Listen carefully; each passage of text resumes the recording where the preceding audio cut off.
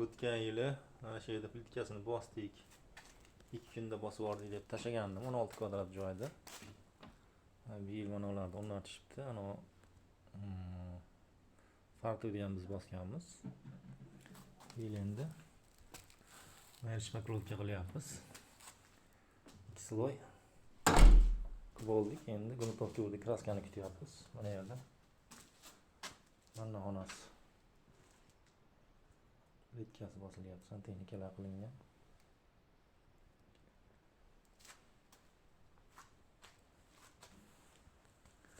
Kraskasini urib bersak, hozir 2 kunda shpaklovkani qilib oldim. Bugun kraskasini urib bersam, navbatda kelar ekan kraskasi. Shu bilan bo'ladi. Ichkari plitkasi qoladi.